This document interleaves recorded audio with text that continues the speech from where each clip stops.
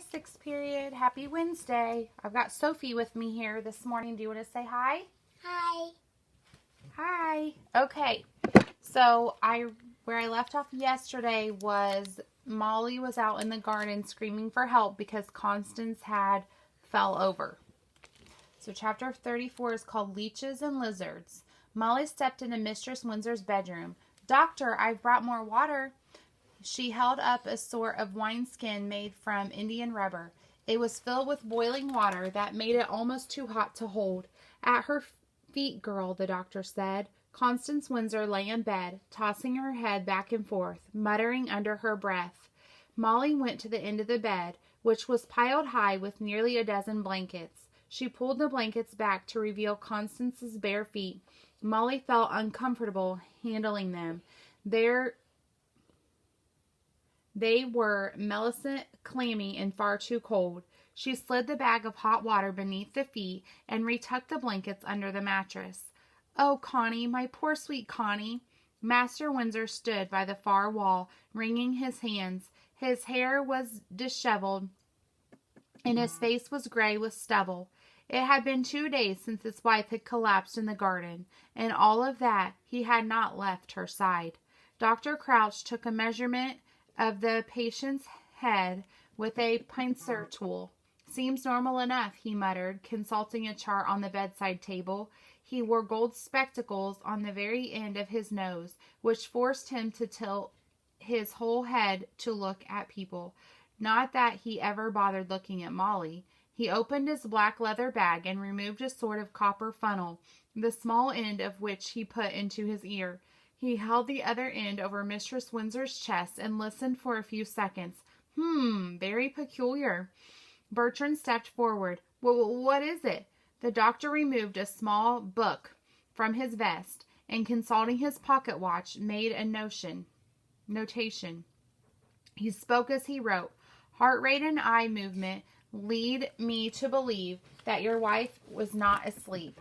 Rather, she is caught in a sort of ester state. Something between sleeping and waking. Call it suspended somnambulism. He made a pleased face. Yes, that's just the name for it. He quickly scribbled another note to himself, chuckling. Crouch, old boy, just wait until the Academy hears of this. Surely there's a cure, Bertrand said in a tone befitting a question. Dr. Crouch finished writing. Bed rest, and not just for her. The mysterious fever I witnessed in your family before has clearly accelerated. I fear it will only be a matter of time until the rest of you succumb. Molly cleared her throat.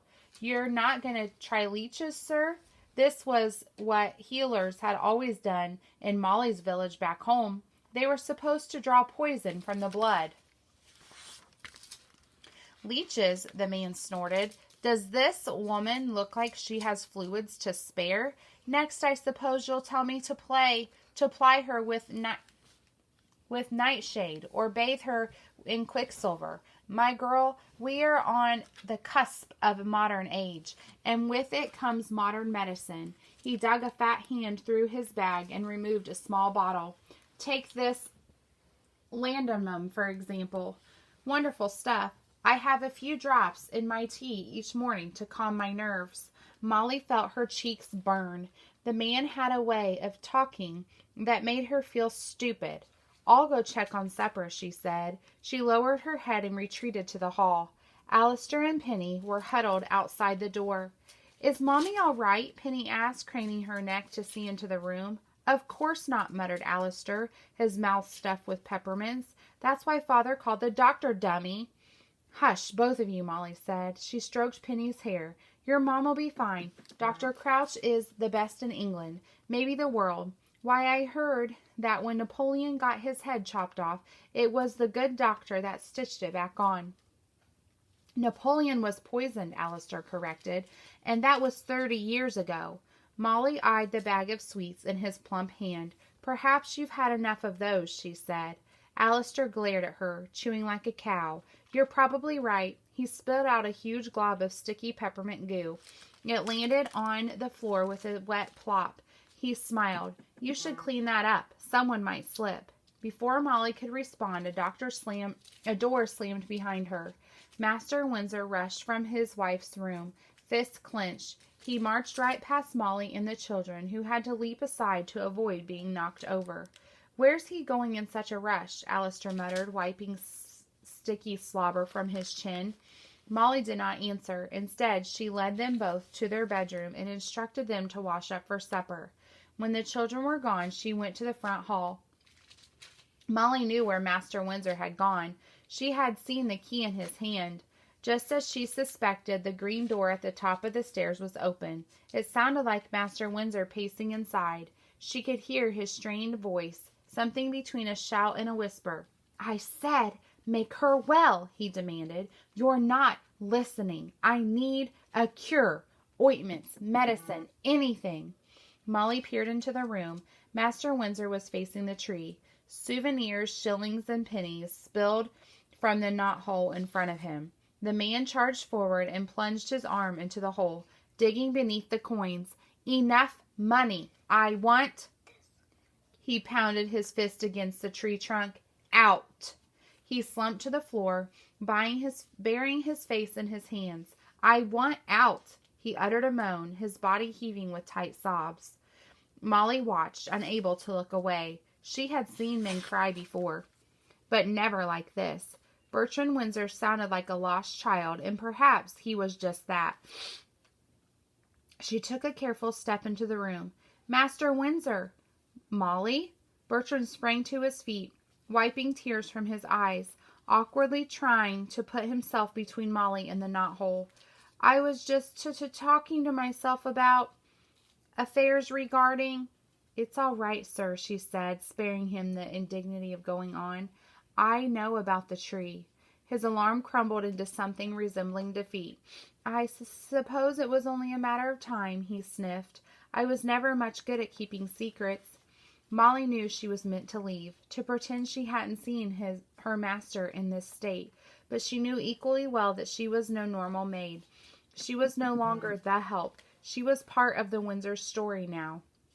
She removed the handkerchief from her pocket and offered it to him. "You look like you could use it." Thank you," he said, wiping his nose. He ran a hand over his pale, unshaven chin. "I must be a dreadful sight." Molly pushed her dark hair from her face. "We all are." She offered a kind smile. "You're doing everything you can for your wife." Bertrand nodded, looking down. He creased the handkerchief over and again on itself as if he could fold it into nothing. For a moment Molly thought he had forgotten she was there. It wasn't supposed to be like this," he said finally. "I had plans to make something of myself, to prove myself to her." Molly inched nearer. "Mistress Windsor told me about how hard you tried to make her comfortable." "Is that how she put it?" He made a bitter face. "Connie insists she didn't care about being comfortable, but I knew that she did. She deserved more than what a clerk could provide, and I was determined to give it to her.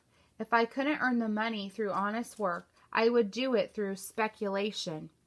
Molly knew that speculation was a sort of gambling men did with imaginary money they did not always have. She stared at the man cowering before her. How many times had she silently defended him, imagined him the victim of a cruel and unloving wife? But now, as Molly thought of Constance unconscious in her bed, she knew who the real victim was. "You didn't do wrong, sir. You might have done wrong, sir, but you did it for the right reasons," she said, trying to hide the judgment from her voice. "But I didn't do it. That's the problem. Markets turned, investments went sour. I had to borrow more and more just to keep creditors at bay. The bank seized my accounts, our home, everything." "That's when you came here? To the place where you grew up?" "I first thought of selling the land," he said, "but when I returned to the house and I saw the door, I suddenly remembered everything.